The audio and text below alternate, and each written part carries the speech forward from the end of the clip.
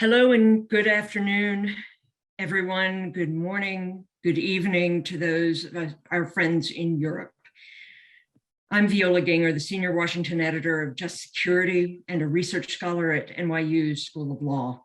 On behalf of the NYU Law Forum series sponsored by Latham and Watkins, the Reiss Center on Law and Security and Just Security, I'd like to welcome you to this discussion on the Russia-Ukraine crisis, navigating law, diplomacy, and force.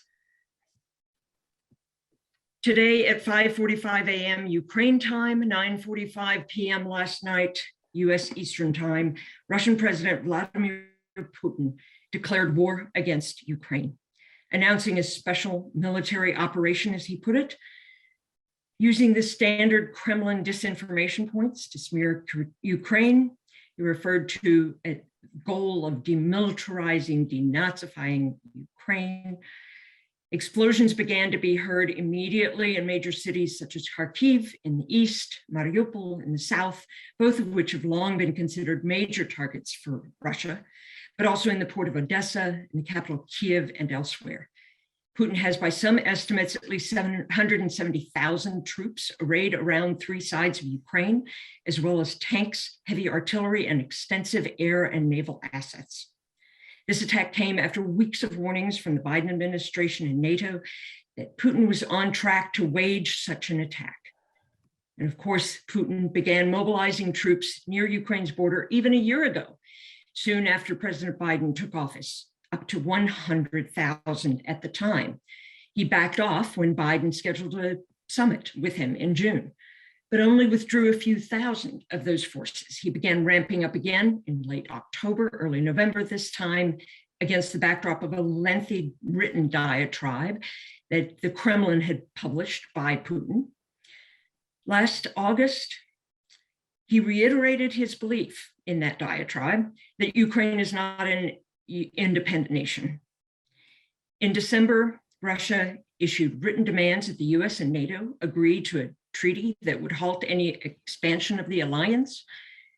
This time, the military escalation continued and expanded to the Black Sea in the south and to Belarus in the north, so that Ukraine was bracketed on three sides in a buildup unprecedented since World War II.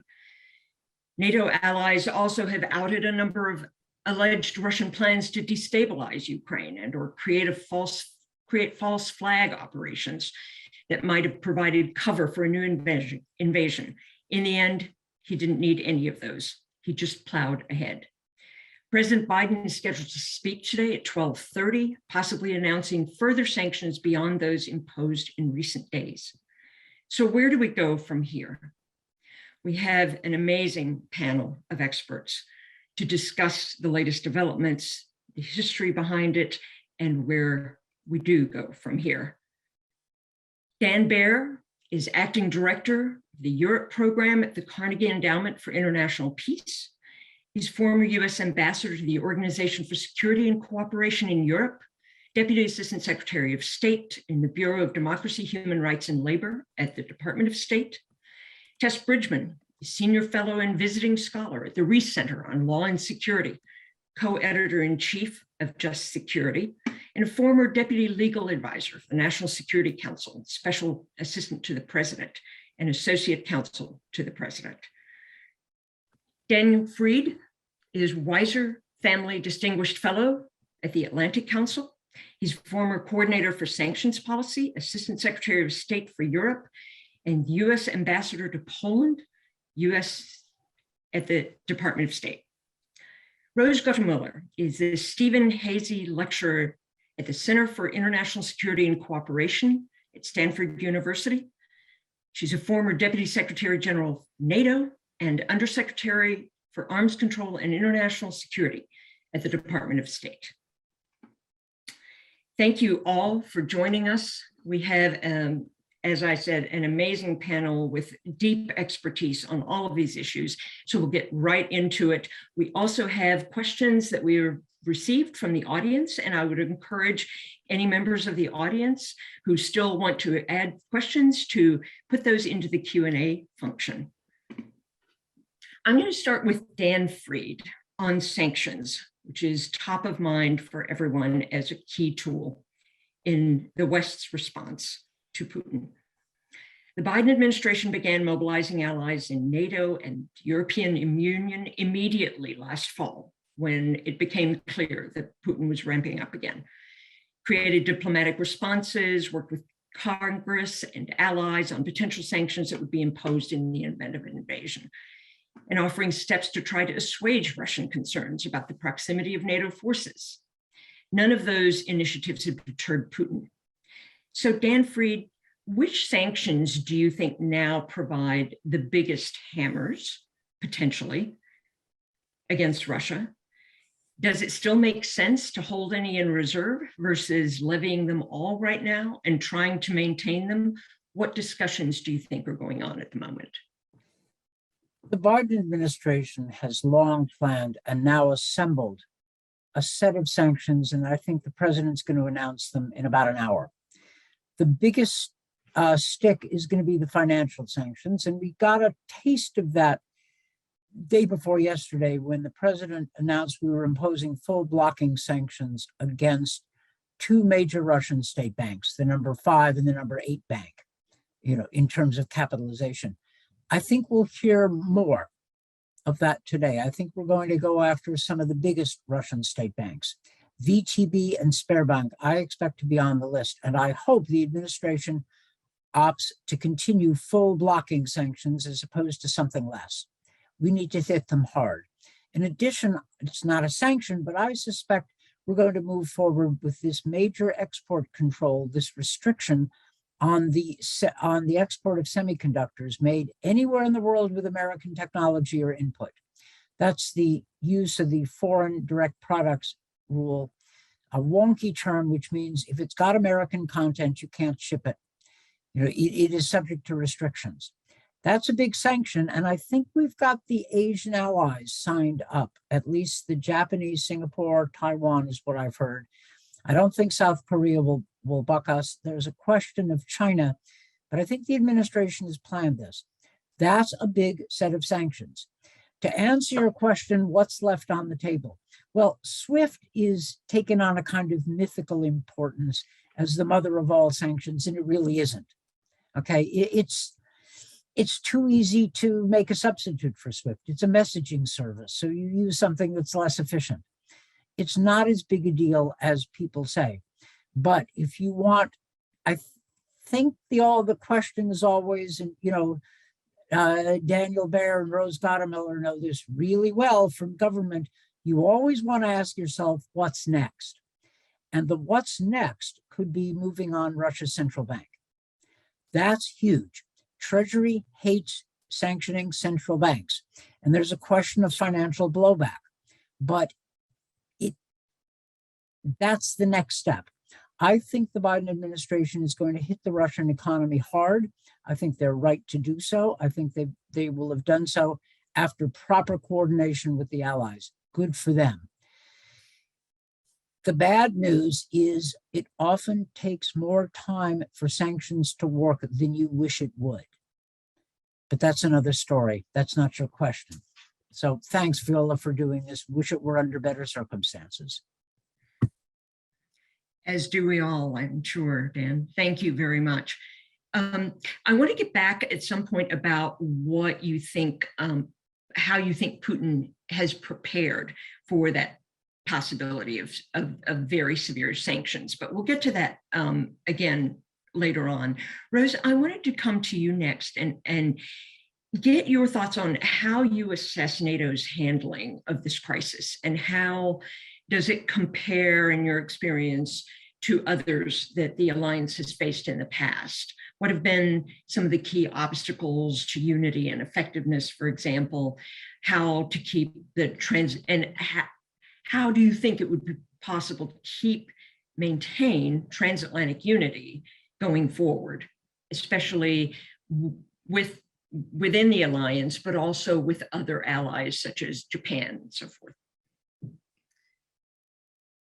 Viola, Putin has done NATO a great favor by taking these actions. I was just reading the NATO website this morning. There's been a North Atlantic Council meeting in emergency session. NATO was quick off the mark with condemnation of the attack, the horrifying attack, as the alliance put it, on Ukraine. So really, always NATO was subject to attempts by Russia to divide the alliance. And always there were concerns about wedge driving by the Russians between and among various allies. And we have seen it in recent years between the so-called, old Europe and new Europe. Not that the countries of the former Warsaw Pact haven't been European all along, but they've taken on that moniker. And there was a lot of wedge driving going on when I was Deputy Secretary General of NATO by the Russian Federation to try to drive wedges between the Germanys and the Frances and those former Warsaw Pact countries who are the newer members of NATO. Not now, not now. It has really, the actions of Putin over the last months and the Russian Federation have really driven the NATO alliance to a point of unity that I have never seen before. And I believe will continue in terms of unified resolve to deter and defend the alliance and to do everything they can at this juncture to prevent any spillover from the conflict in Ukraine from affecting NATO territory. And that's going to be a difficult job to do. They will also have to respond to, I am sure, an uptick in continuing cyber attacks and other kinds of hybrid actions in that gray zone between crisis and well, we used to say peace, but I'm not sure where we are in Europe at the moment. We are in a grave crisis at the moment. But long story short, I do believe NATO is unified as never before, and I believe they will stay unified now, and we will see what the next steps are. I'm very interested in what the president has to say about cooperation with allies, but I agree with Dan Fried that I think there will be a lot of cooperation on the economic front as well in terms of sanctions. Thank you very much for that, Rose. Dan Bear, I want to turn to you next. Give us your take on why this conflict matters to the United States and to Americans, not only for how it fits into the larger geopolitical issues, but also what the potential impact of this crisis is or might be down the road on the average American. Does the effect go beyond the potential increase in energy prices, which is what we hear about so often? And how well do you think the administration, the Biden administration, has communicated the significance of this conflict? Thanks very much. Obviously, this is an incredibly sad day. And I think the feeling that history is unfolding around us, and I think it's probably not an exaggeration to say that we are living through the most consequential week in European security since maybe the fall of the Berlin Wall and maybe before. And unfortunately, this is a giant step backward. I actually think it's much easier to say why this matters to the average American today than it was yesterday, because I think for as long as so-called frozen conflicts or isolated conflicts remain relatively isolated in faraway places, it's harder to explain, even though they do impact American interests, it's harder to explain to the average American. But this is a major war in the middle of Europe. And the United States and its citizens have a stake in there being a functioning global system. We have a stake in it for things like pandemic response. We have a stake in it for shipping lanes. We have a stake in it for global trade. We have a stake in it for food prices. We have a stake in it for natural resources on which our homes are heated and our factories run. And we have worked very hard with partners and allies over the last 3 generations to build functioning rules that can prevent massive disruptions to the international system. And a war like this is a massive disruption. And I think what's particularly tragic about this particular moment is that the speech that Vladimir Putin gave on Monday night was not the speech of somebody who's trying to momentarily suspend the rules in order to reorient certain realities on the ground. It was an outright rejection of the basis for those rules. It was a rewriting not only of history, but of what kind of international system we should have. And that's incredibly dangerous, and I think a long-term challenge for us to face. But for the average American, we're going to see the ripple effects of this crisis, not only in that it will make us less safe. We could see cyber attacks that, we've seen cyber attacks in the last 12 months that have shut down oil pipelines, that have shut down meatpacking plants, that have caused gas shortages at gas stations, that have caused food prices to go up. So we could see ripple effects in the near term in terms of that. We could see ripple effects, as the president has made clear, in terms of energy prices. But the big ripple effect is the fact that this makes the world less prosperous and less safe. And that means that more American resources there will be fewer resources to go around, and more American resources will be needed to protect the American people. I guess the last thing that I would say, and I think that there's conventional wisdom in Washington that the American people, the American voters, don't really care about foreign policy. And certainly there is a strong force on both the far left and the far right in our country right now that is crudely isolationist. But I think most Americans hold pretty tight to the universal values on which our country was founded. And when you have a country of 40 million people who have expressed in demonstrable ways time and time again that they have no desire to live under an authoritarian government, that they want to be part of a free and democratic country that is part of a free and democratic family of countries, if they are making that call and we don't have a response to that, then we aren't who we think we are. And I think that holds for America, for Europeans, and for democratic people living in democratic systems around the world, that part of what matters is the principles at stake, and we shouldn't lose sight of that. And I think it's incredibly sad to watch a country of 40 million that has already struggled once in this generation be forced to deal with an aggressive war a second time in one generation. Thank you. Very, very well articulated. And thank you. Tess Bridgman, I want to turn to you next. Former UN Special Rapporteur David Kaye tweeted last night as this wider war got underway that quote, wars of aggression are crimes under international law for which individuals should be held criminally liable. He said Putin very clearly fits the bill. It's a criminal act, quote unquote. What can you tell us about that? And what are the other most crucial and relevant elements of international law you think are immediately relevant here? Yeah, thank you. It's a good question. We all want to see accountability in these circumstances for all of the reasons that Dan Baer just laid out. I think there will be a lot of thorny legal issues as this conflict plays out. Unfortunately, the biggest one is incredibly clear-cut. As David Kaye said, this is a very textbook case of aggression.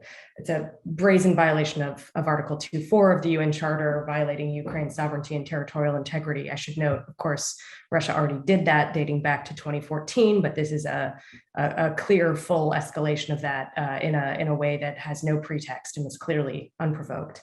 The bedrock principles of the international legal order here are what Putin is challenging.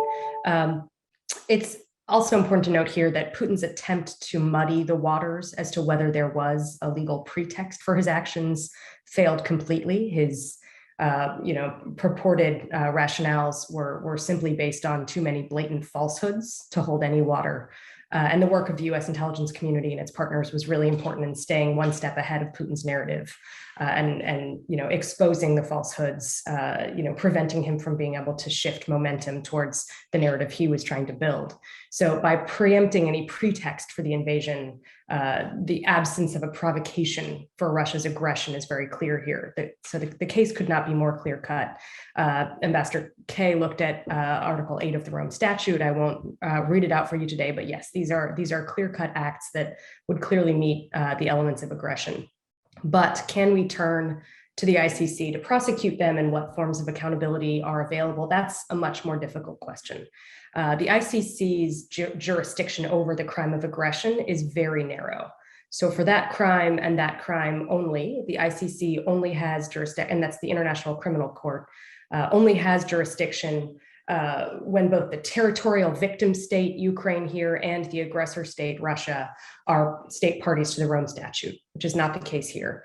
Unless the Security Council were to refer Russia, which obviously won't happen so long as Russia has the veto.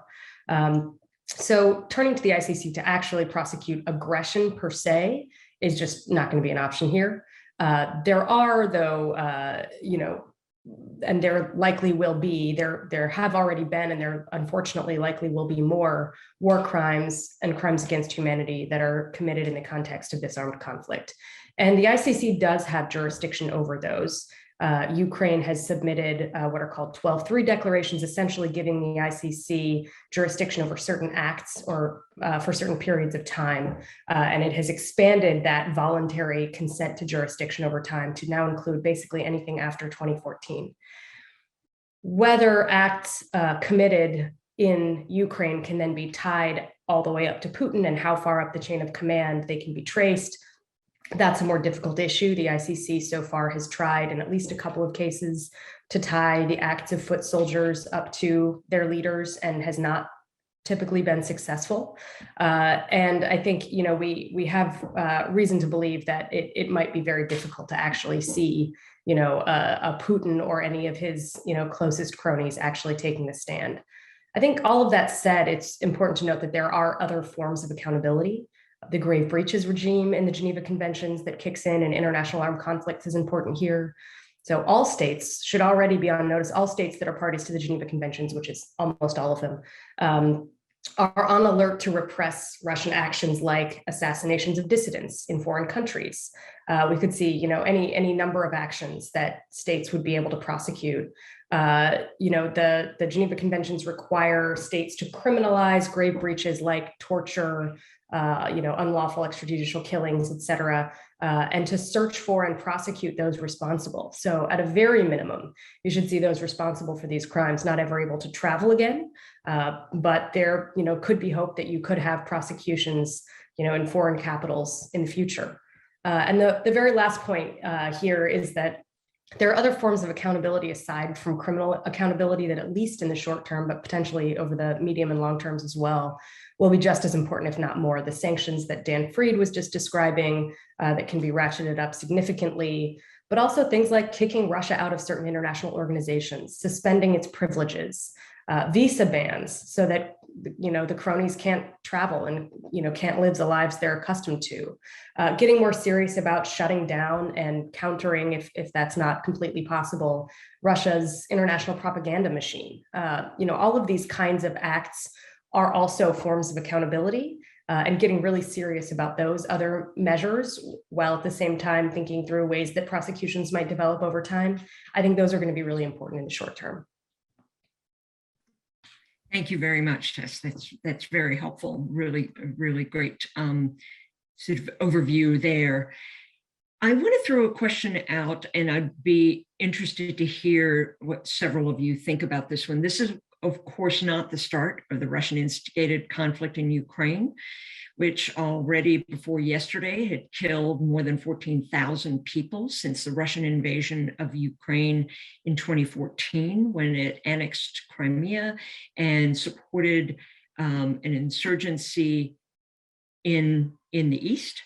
That Russian offensive captured Crimea, as I mentioned, and the conflict in eastern Ukraine that has played out has been like trench warfare that harkens back to World War I era or something. Some of those pictures that we see from this conflict and from that historic conflict. This assault that started overnight, last night, is massive. Several in our audience have asked, what are the risks of spillover into NATO's eastern flank, even if inadvertent? Or as someone in the audience asked, risks of second or third order effects on those NATO countries. And I'd be very interested in hearing from any of you on that. Well, why don't I start? Because I know that NATO has been thinking very hard about spillover effects. I think the spillover possibilities are quite real already at this point. In the recent years, as tensions have built up, there have been a number of air incursions, certainly incursions at sea, and close and really unsafe operations at sea and in the air of Russian aircraft, Russian naval ships, et cetera. So I think that NATO has to expect that that kind of activity is going to continue. I know that NATO will do everything it can to prevent incursions from turning into escalation. It has been, I will say, practicing quite a bit the air policing operations in both the Baltic states and in southeast Europe, Romania, Bulgaria area have been extensive in recent years. And so NATO has had a lot of practice, and that means, air forces from across NATO send aircraft to partake of the air policing mission. So I think NATO has a lot of practice. They're accustomed to dealing with this. This is now bumped up to a new level where we actually are in a state of conflict between Ukraine and Russia. So, it's much more dangerous, of course, but I did want to convey that this is not in some ways a brand new threat to NATO. They have been confronting it in recent years and actually talking to the Russians a lot about how do we get to a point where we can avoid these incidents and avoid accidents occurring of this kind that could lead to escalation. What I wanted to mention at this juncture, and I know we'll talk about it some more, is the fact that everything that was on the list of Russian demands that the United States and NATO thought worthwhile doing, of course, we could not respond to the really egregious Russian demands such that Ukraine could never become a member of NATO, or that NATO would draw back to its 1997 level, its borders. Those kinds of things, of course, we could not respond to, but there was a whole list of things on that list that NATO was willing to talk about. And I do not see a future here for any of that diplomacy. And I think that too, we're so concerned about the armed conflict today that we must focus on that first and foremost. But the notion that we could put in place through diplomacy some measures to improve confidence, mutual confidence, and predictability, that's off the table now for the foreseeable future.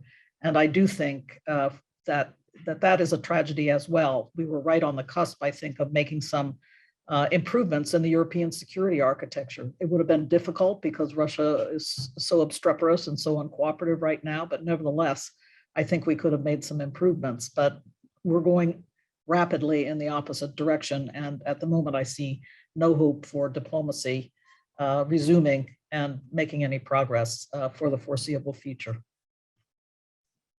Can I come in? Yes, please. Because Rose is profoundly right. And I want to double down on that. We're naturally consumed with short run implications and how the war is going to unfold. I get that. That's the right focus. The strategic shift, and she's put her finger right on it, is what are the longer term implications? Every US administration from George H.W. Bush has reached out to the Kremlin. All of them had reasons for doing so. All of them enjoyed some success. All of them were ultimately frustrated. There's no going back to reset 2.0 or stable and predictable or anything like that. Putin is a hostile actor. He is a 20th century tyrant, aggressive at home and aggressive abroad. Okay, let's be clear. And Rose has been one of the champions of stabilizing relations with Moscow, building on common interests. And she's really, really good at it. That's not what we're going to be. It's going to be principally an adversarial relationship with a hostile power. And by the way, if you've watched Putin's interaction with his national security team, he's into Stalinist territory. Like this is,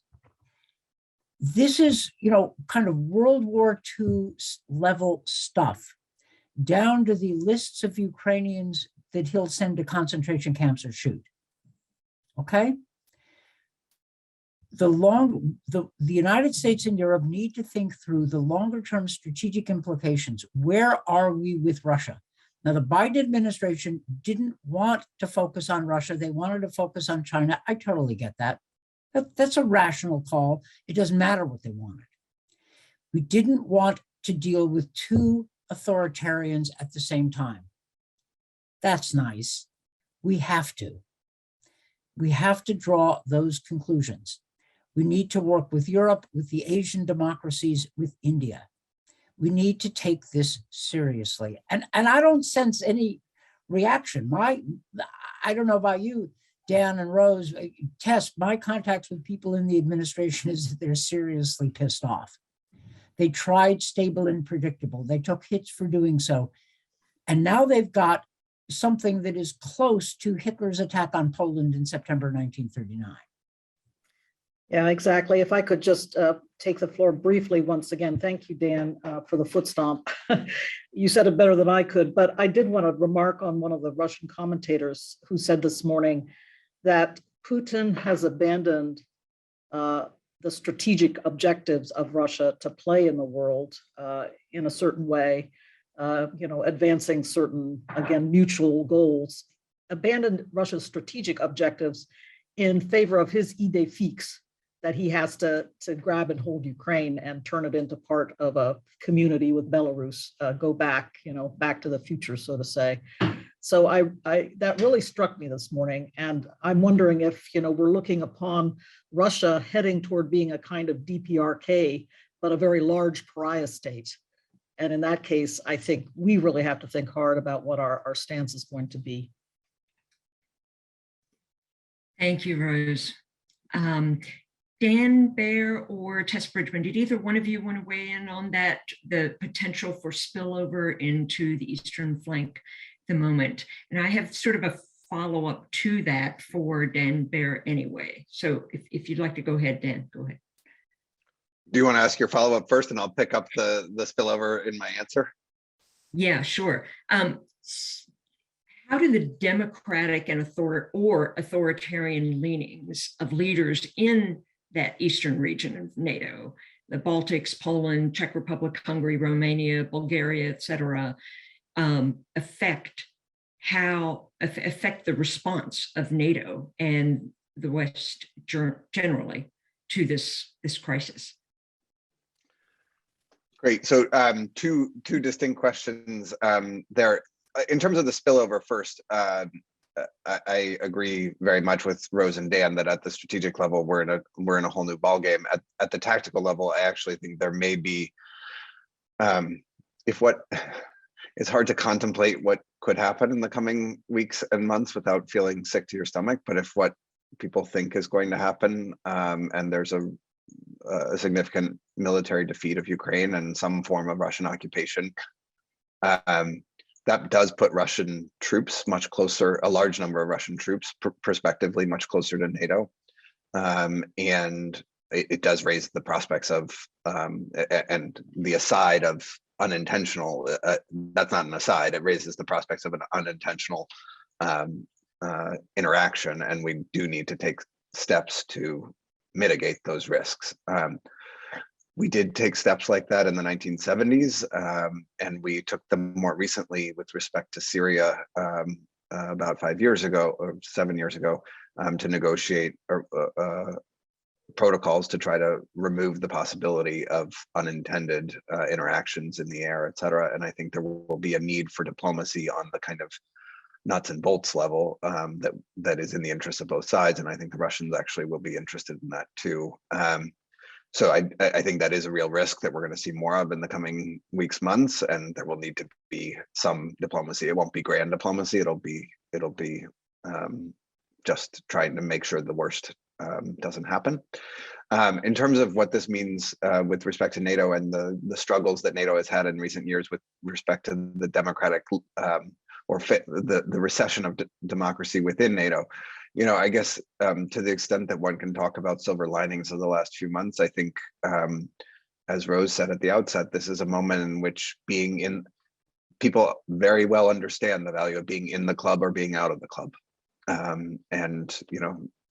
The membership in NATO is what is preserving the independence and sovereignty of a number of NATO states right now. And you can bet that the ones on the eastern flank know that and know it well. I think I wouldn't be surprised to see in the coming months that this eventuality provides an opportunity for governments that have had mixed records or that have had thorny relationships to take some steps of their own towards healing their relationship with other NATO allies and with NATO principles, because I think they will have domestic support for investing in the relationship with NATO, one that they have neglected, including through anti-democratic steps in recent years. So I don't think that it's held NATO back. And I think actually the value of NATO in this moment might remind folks of what's at stake in their pettier departures from NATO principles. Thank you. Thank you very much, Dan. Anyone else want to add anything to that particular issue? Otherwise, we can move on a little bit. I wanted to ask Dan Fried to assess the risks to Putin realistically in taking this tack instead of the off-ramps that were available to him up until this point. There's been some debate. Some people think, have been saying that this is going to land Putin in a quagmire because of an insurgency that would inevitably arise within Ukraine that would bog him down for years if he continues to pursue this direction. But there's also some thinking out there that people were saying that when Putin went into Syria, and that turned out not to be the case. Dan Fried, what do you think? I think the risks are considerable. Syria was a conflict far from the Russian heartland. It was limited. He was reasonably successful. Ukraine is close. Russians have relatives in Ukraine. They have feelings about Ukraine. His own security apparatus didn't seem enthusiastic about going in. I mean, that scene of Putin berating Narishkin, his own head of foreign intelligence service, the SVR, for suggesting that the Russia give diplomacy more time. Putin mocks him on television, in public. That's deep Stalinism. Like, that's what Stalin used to do. He just didn't do it on live TV. That's a big risk. Now, Putin goes in, Ukrainian army falls apart. He manages to seize Ukraine, topple the government, and pull out, then he can claim a victory. But this is war. Things can go wrong in war. Things usually do. I was in the Bush administration for 8 years. It's not clear to me that the Russian people are as bloodthirsty as he would make out. Also, myths of Russian history. The Russian people always rally around the motherland in times of war. Yes, with respect to World War II, they were even willing to fight for Stalin for that. And if you believe Lev Tolstoy, War of 1812 with France, Napoleon, right? But Crimean War, Russia lost. Russo-Japanese War, Russia lost. Revolution. World War I, Germany beat them. The United States saved them. You're welcome. And the Russian Revolution. I'm not suggesting the parallels. I am suggesting that the myth of eternal Russian willingness to rally around the flag and endure sacrifices is true when the motherland is in danger, not so much for an aggressive war. Now, maybe Putin's right. He's calculated the mood. He's got a propaganda apparatus. Some people will believe anything. I get that. But it's a big roll of the dice, especially if the Ukrainians make a fight of it, as I think they are likely to do. We need to make sure that this becomes a strategic catastrophe for Putinism. I hate being in this position. I have friends in Kyiv, and many of you do too, and friends in Lviv. But this is where we are. And Putin is rolling the dice. I don't know how it ends.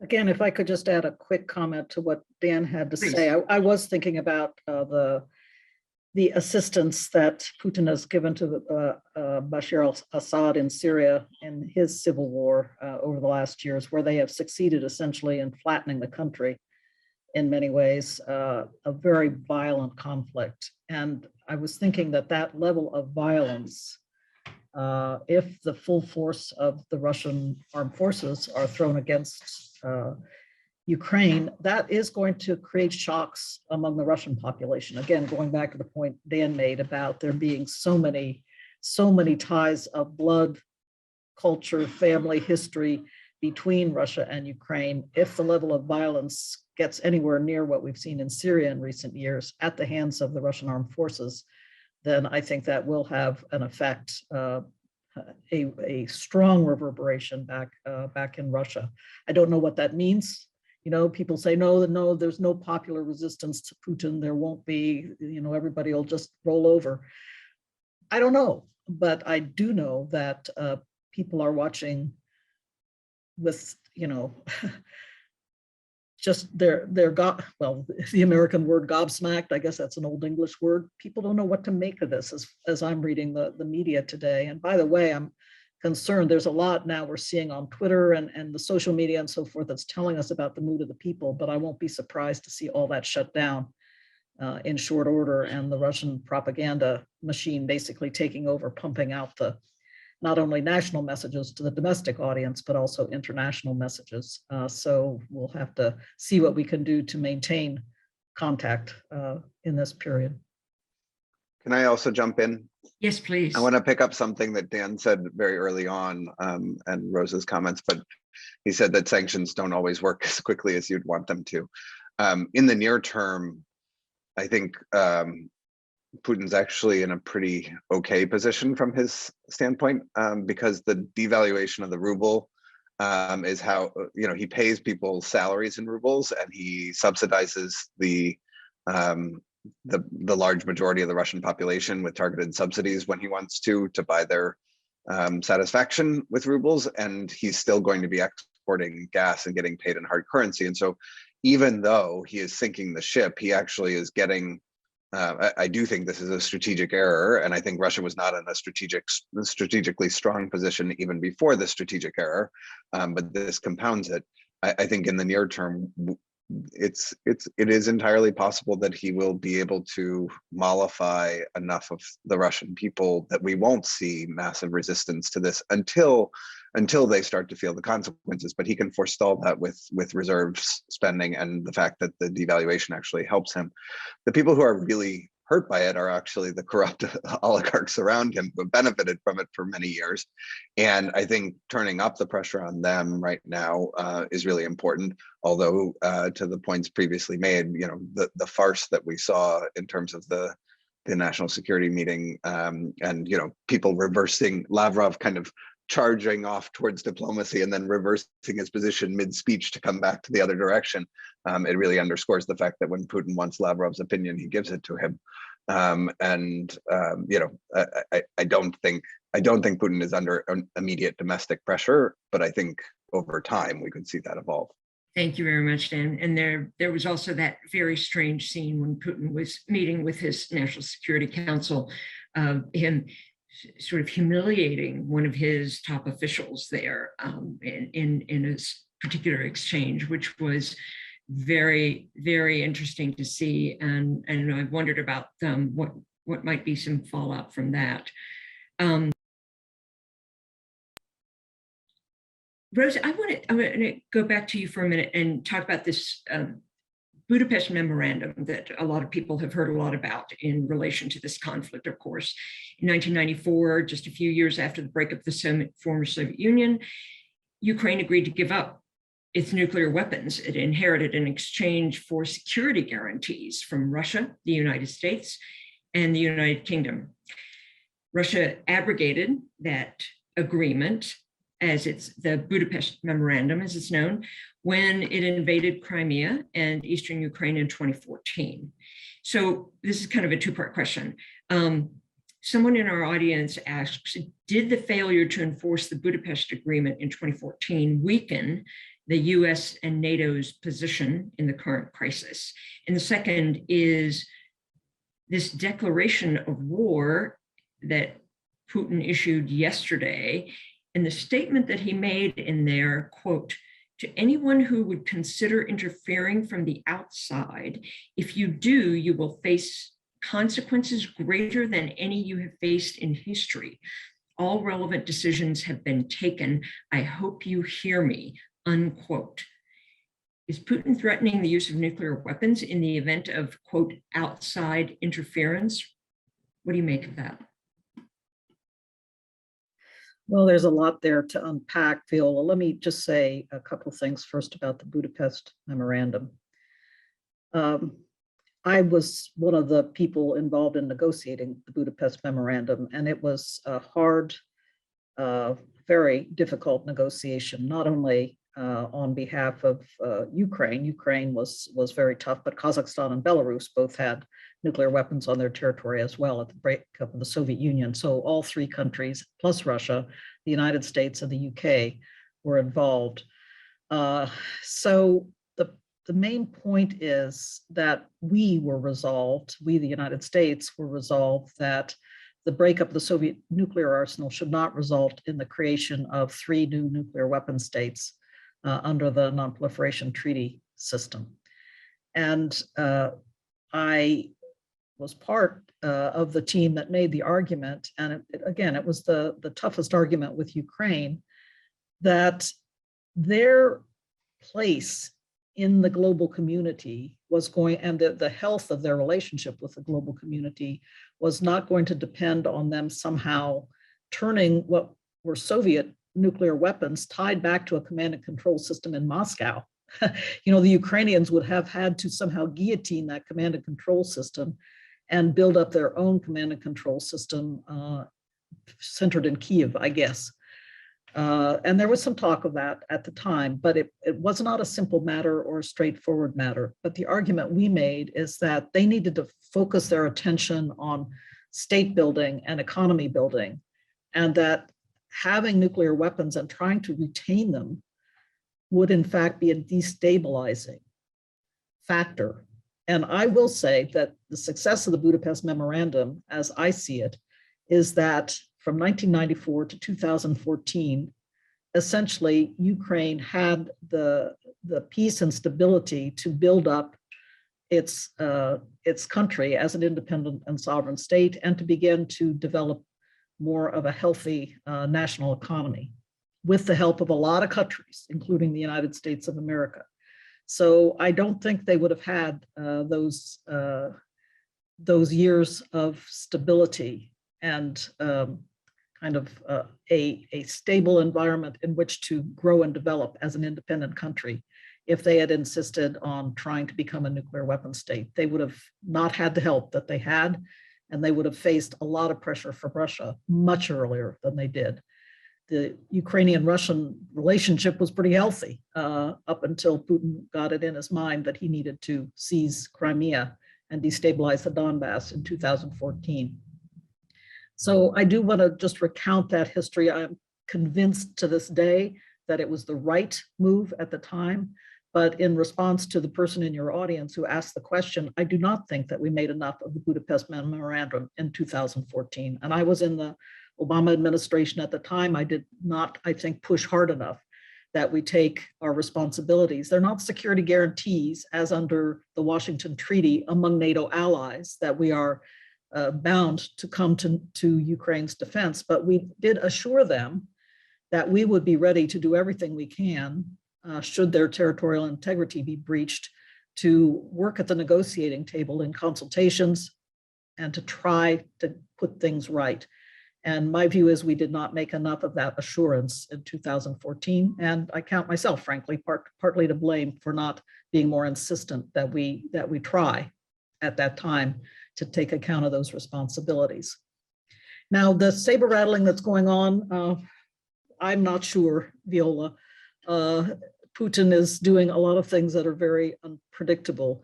The taboo against the use of nuclear weapons has been extraordinarily strong since the end of World War II and the horrors of Hiroshima and Nagasaki.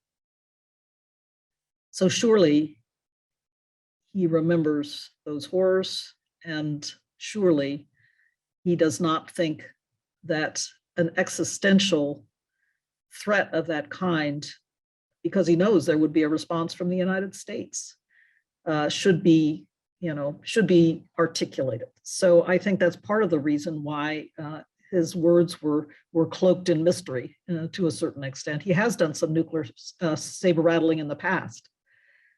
So I do take account of the fact that now his words are cloaked in mystery. I'll just say that again. It sounds like a spy novel, doesn't it? But honestly, I do think that at this moment, we have to be ready for anything. And so I know that the president and his military leaders will have that very much in mind, the need to be alert and ready for everything. All right. Thank you very much for that, Rose. Tess, I want to turn back to you for a minute to talk about the institutional capacity of the United States, especially to respond. It's very well known that the State Department and the NSC were in dire straits under the Trump administration. How much do you see that the Biden administration has been able to reconstitute in this fairly short time, only the first year of the administration, those institutions and be prepared for a major conflict like this? Yeah, I think it is certainly the case that those institutions were put under tremendous stress, to put it mildly, in the Trump administration. But I see only incredibly seasoned professionals and very competent leaders in these institutions right now. I think it's also the case that nothing rallies the troops, so to speak, like a crisis as big as this one. We have actually confirmed leaders in many of the most important key positions, but I think it's also important to remember that the civil servants who've been, in acting positions in the number 2 slots, number 3 slots for sometimes many years now are incredibly competent, and crisis management is actually something they excel at because they know the levers of the bureaucracy, how to talk to each other. So there may still be some fissures and cracks that are being worked out because so many people are coming in new in the leadership ranks over the last year. But I think, we've seen the ability of the Biden administration to really work as a well-oiled machine. When you think about the way that they've coordinated, the transatlantic unity on these sanctions rollouts, when you've seen their ability, for example, with the intelligence community's incredibly impressive, exposure of Putin's plans and intentions and, pretextual plans for, sowing confusion around what became clear was just a naked invasion. That took tremendous coordination. I think folks might not appreciate how hard that is. And, the balancing of the equities between ensuring that enough of the information gets out to create a coherent picture while not exposing sources and methods. That takes tremendous cooperation within the intelligence community and between the IC and policymakers. And you've also seen, as will unfortunately continue to be the case, I think a pretty strong communication. And that's something that we obviously saw none of during the Trump administration. You didn't even have a functioning, press briefing schedule towards the end of the Trump administration that would have been unheard of to see the kinds of conversations that the press are having with senior administration officials now.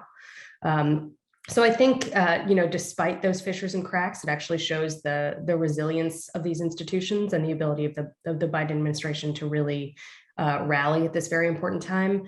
Would we be in a better position? Would we have been in a better position had those institutions not been so attacked? Sure. But we have incredibly strong and competent leaders in place. And as far as I can tell, they're doing everything that they should be doing. Thank you very much for that. Really good to get that overview because these institutions will be challenged tremendously in the coming months and years, unfortunately. I want to turn back to sanctions and explore that issue a little bit more. And we also have another question that's come in related to that as well. So the Biden administration has had to roll out sanctions very quickly in the last couple of days. That of course they have been preparing them for 4 months, for several months. I mean, what do you see as next on that front? Dan talked about that some at the outset today. How can the administration sort of calibrate and sequence sanctions?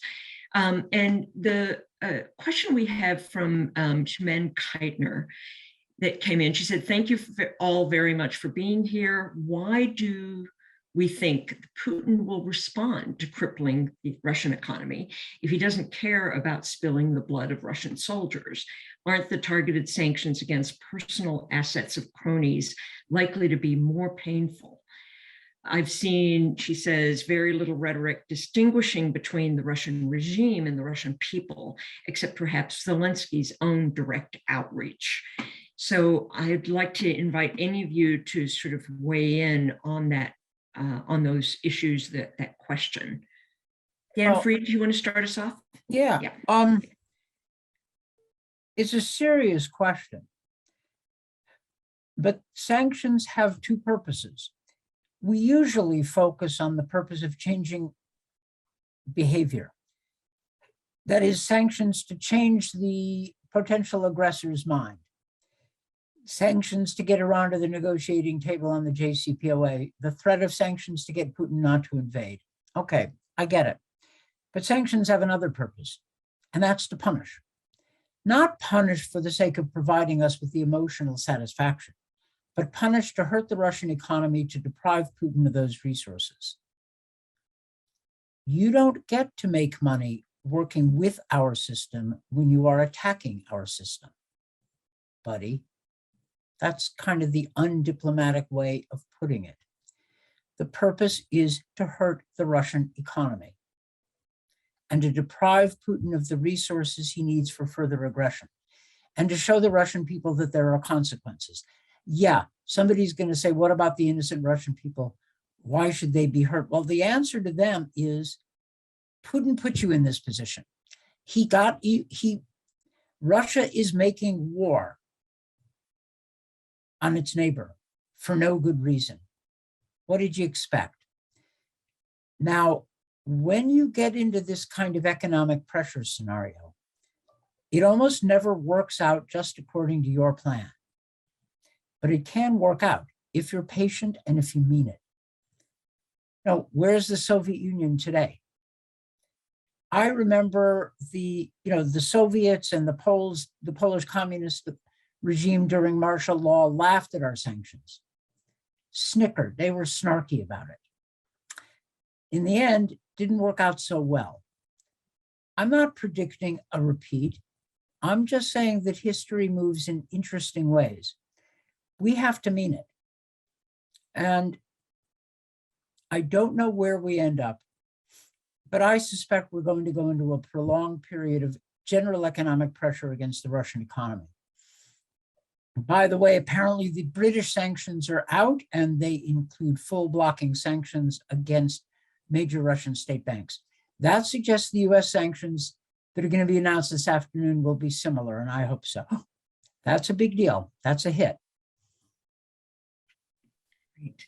Thank you very much. Anybody else want to weigh in on the sanctions question?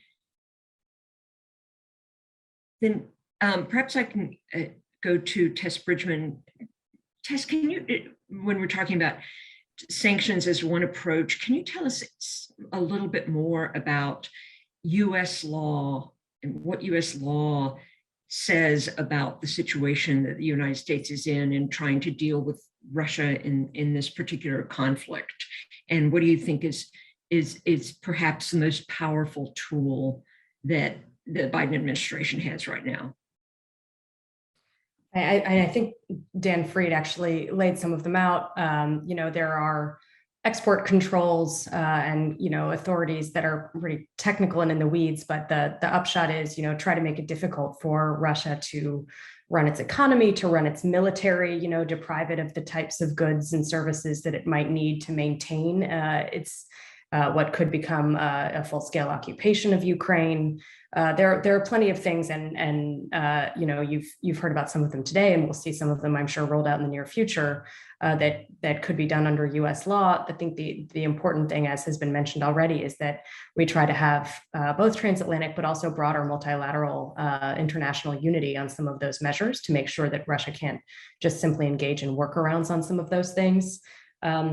There has been a lot of concern as well around, what kinds of measures can we take that would actually have, and I think Shemaine Keitner's question is a good one here, have the most impact.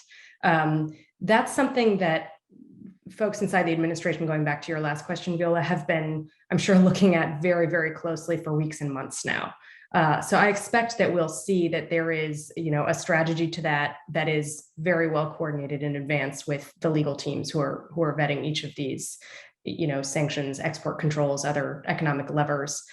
Just sort of one legal note that might be of interest to some is that there is actually an obligation not to render assistance to or aid a state that is engaging in sort of the most egregious forms of breaches of the UN Charter. Essentially, it's an obligation of not assisting those who are in serious breach of their international obligations in a way that is a gross or systematic failure to abide by their obligations.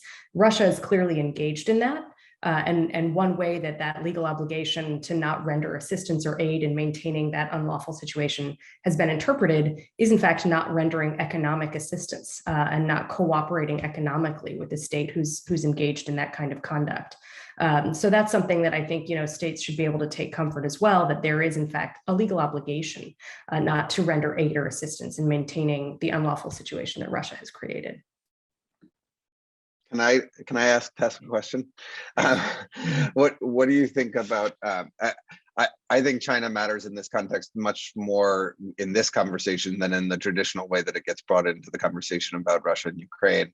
And I think there's been some overstatement of, I think people need to remember that China and Russia together make up about 1/6 of the global economy. The group of countries that have so far delivered sanctions in response to Russia's actions, I think, make up probably close to 3/4 of the global economy. So they're not like for like, but I wonder whether the international community should be putting more pressure on China with reference to its international obligations and Russia's violations of its own to not give aid and comfort to the Russians in the coming weeks and months, to not give economic assistance that would compensate for the sanctions that are being delivered, because that would be a violation of China's obligations under the under the UN Charter as well.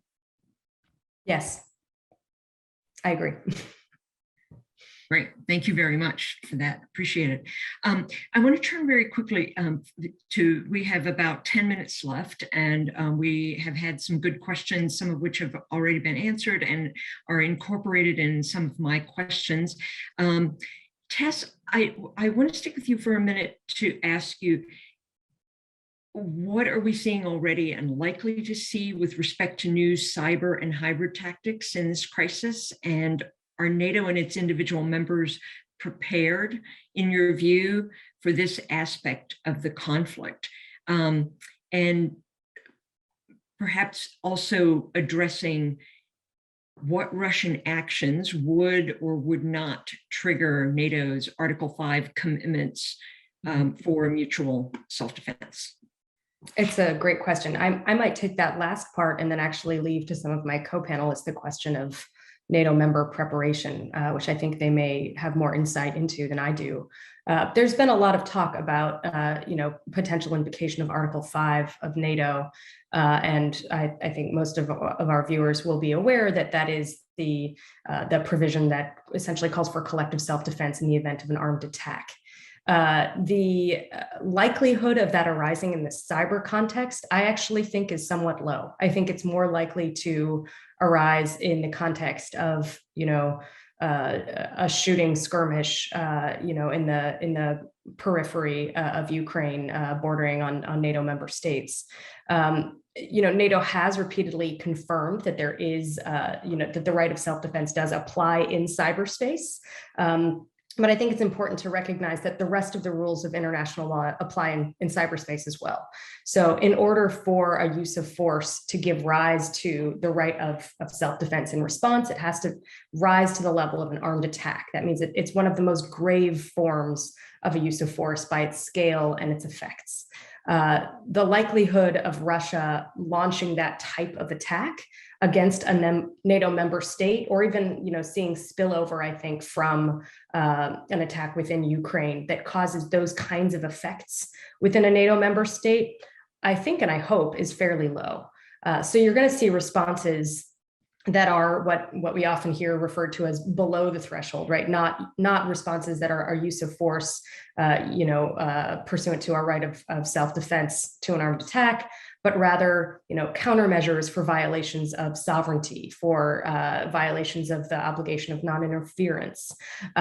Those are the kinds, and countermeasures are otherwise unlawful actions below that do not include the use of force, that become lawful in response, essentially, to the unlawful actions of the attacking party. Here it would be, a Russian cyber operation, for example, that causes significant damage, but doesn't rise to the level of physical damage or death on a level that constitutes an armed attack, could still very well violate the sovereignty of the states experiencing those effects.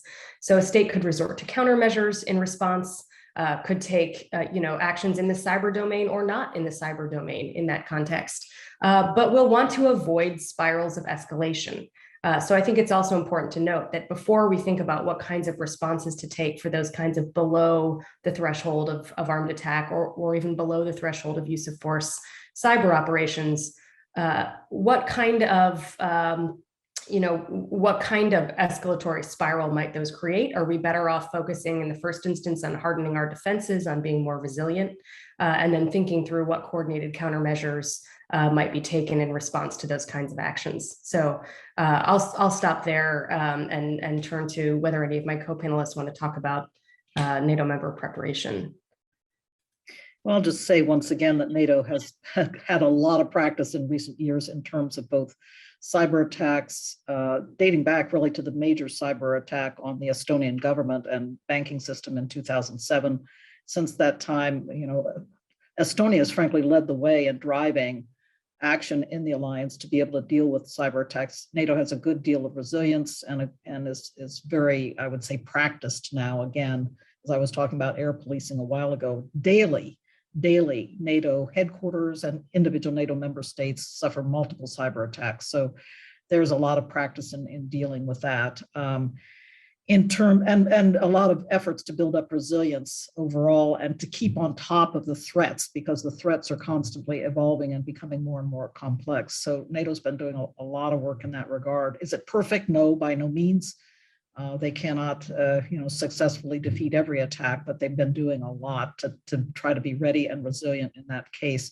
Same with misinformation. And I have to say that having had the battle groups in the Baltic states and Poland since 2016 has done a lot, I think, to build up tactical resilience in terms of misinformation, because the Russians were constantly, for example, they'd get the mobile phone numbers of these young soldiers serving in these units and try to demoralize them by saying, we know where your girlfriend lives, we know where your wife and children are, so there was a lot of really down and dirty stuff going on. But again, NATO has worked hard in this period to build up resilience, to be able to counter the misinformation quickly, certainly to keep the morale level up among soldiers and deal with that, but also in terms to be able to respond at a higher level. So the work that I think NATO's pretty sophisticated in that regard. Again, Russia's damn good. So, and constantly evolving its own tactics. But nevertheless, I do think NATO has had a good deal of preparation for addressing those hybrid aspects. And the Biden administration has also, just to two-finger here, the Biden administration, if you're talking about institution building, one of the things they did when they created the National Security Council that we have now was to create a new Deputy National Security Advisor for Cyber and Emerging Tech, and Neuberger, who they sent to Europe 2 or 3 weeks ago, recognizing that a cyber response from Russia was likely to accompany any attack on Ukraine that would invite Western response. And so there has been a near-term effort to kind of build up the resilience of partners, including the Ukrainians in Europe as much as possible, understanding that that would be part of the game right now. Great. Thank you very much for that, all of you. We only have a few minutes left, unfortunately, and I do want to give an opportunity for all of our panelists to sort of make any sort of concluding remarks, points that you think are particularly important for all of us, issues for all of us to watch out for in the coming days, weeks, and months, and any pointers that you might have for directions that could be fruitful in terms of trying to confront this unprecedented conflict. Shall I start with Rose, perhaps, if you could give us your final thoughts on this would be. All right. Well, let me return to the point that I made in the outset. And as I said, I stole it from a Russian commentator this morning saying that Russia has abandoned its strategic role, its strategic objectives in the world on behalf of this idée fixe of Putin to grab Ukraine. In that context, I am trying to think about, what do we do to replace Russia in the positive roles it has been playing? It is so ironic. The Iran nuclear deal, the foreign minister in Tehran just came out this week and said, great progress is being made. We may, although there are difficulties, we may actually get the restoration of the JCPOA. Unbelievably, Russia has been playing a really positive role in those negotiations and has helped to really push that ball along. So what do we do when Russia becomes absent at the table of the nuclear nonproliferation regime, for example? I'm not quite sure at this juncture, but I do think that there are some profound implications for the big international regimes where Russia has tended to play a productive role over the years. And we need to think through how are they going to play now? Are they going to become uncooperative across the board and not willing to help to advance goals, for example, in the nuclear nonproliferation realm? Or are they going to kind of try to continue somehow with what has been, I think, a significant diplomatic contribution over the years? I cannot say right now. And part of it is going to come, of course, I think, from the reaction of Putin himself to all the countermeasures and the sanctions and everything else that will be thrown at Russia now and must be thrown at Russia now. So we will have to see. Someone in the Q&A asked what's going to be the effect on the nuclear nonproliferation regime overall. It could be a very negative effect, but let us see and think what we can do perhaps to steer the process. Thank you very much, Rose, for that. Daniel Baer, would you like to make any final remarks? Yeah, I want to make two related points. One is that foreign policy kibitzers like us, there seems to often be in the background an implicit assumption that there is some kind of perfect policy that if it were perfectly executed would solve the problem. And that's not true. And I think what we've been watching over the last few months has been a really difficult situation where there was no easy policy solution. And I think that is, I think that has to be remembered as the Biden administration has tried to navigate this. I give them very high marks for the way that they have navigated it. And this was a lose-lose situation. The question was trying to figure out the policy that would have the lowest losses. The second point I want to make is about where we are now. We've been kind of playing geopolitics for the last month, and I think where we are now is quite different. And one of the things we need to shift our focus to is to human beings on the ground. There's likely to be a large number of IDPs and refugees who need an immediate assistance. The international community is going to have to help people in neighboring regions. And so I think we should shift our focus to the human questions now. Thank you. Tess Bridgman, final thoughts. Thanks, Viola. I was going to emphasize something that Dan Baer just said, which is that we've been talking a lot about the kinds of accountability and responses, that take place on the international institutions plane that, will require unity, will require patience, will require sacrifice on our part with, reciprocal economic costs sometimes. but that these humanitarian response issues actually should be forefront in our mind right now, even potentially ahead of those. In addition to refugee flows, IDPs, as Dan Baer mentioned, we could see really horrible scenes of cities under siege. We can see people cut off from critical infrastructure that they need for basic survival. Things not too dissimilar, unfortunately, from what we've been seeing in Syria for so long. We know all too well the difficulty of trying to provide the kind of humanitarian assistance that's needed for basic survival in these dangerous war zones where you have an incredibly hostile actor who would see any attempt to provide humanitarian assistance as interference, to quote Viola, what the horrifying statement that Putin made, threatening costs and responses for foreign interference. So that's going to be, I think, the big question that we all need to be focused on right now: is how do we get the humanitarian response started, and how do we effectuate it in a way that isn't going to lead to a spiral in this conflict that brings in more parties. It may not be possible to do both things, but that's something that we need to pay urgent attention to. Thank you very much, Tess. Dan Fried, final word. We don't know how the military campaign ends. With prolonged resistance, with the Russians installing a puppet regime in Kyiv, there are a lot of unknowns. We do know that there is unhappiness in Moscow and St. Petersburg, reports of sizable demonstrations. The British have come out with strong financial sanctions. I expect the US to do the same. Dan Baer is right.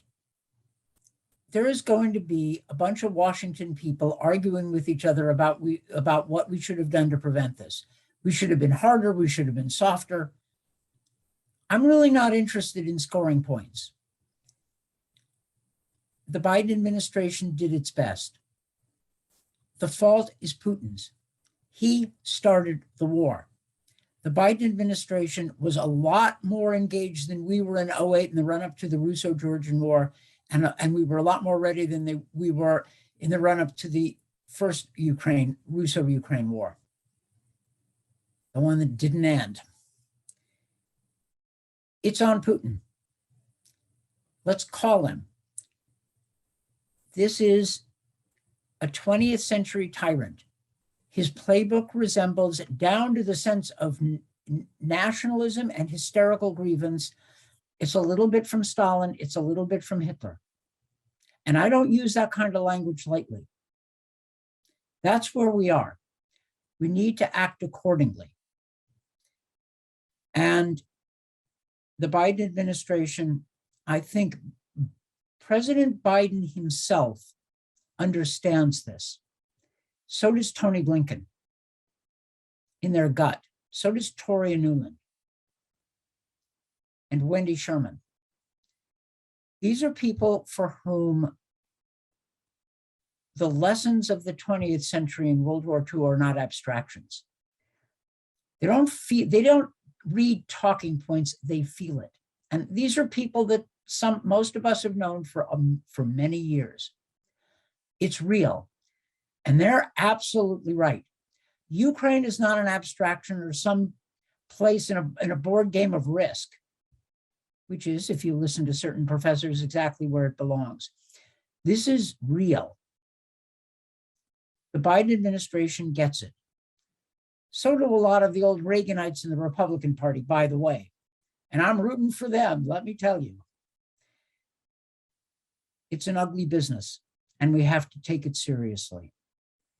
So Viola, thank you for doing this. Thank you all very much. Daniel Baer, Tess Bridgman, Daniel Fried, Rose Guttermiller. What an amazing conversation on a very historic day. Thank you for lending some clarity amid this very difficult situation. On behalf of the NYU Law Forum series sponsored by Latham & Watkins, the Reiss Center on Law and Security, and Just Security, thank you all in the audience very much for your terrific questions and for your attention to this today. Thank you Goodbye.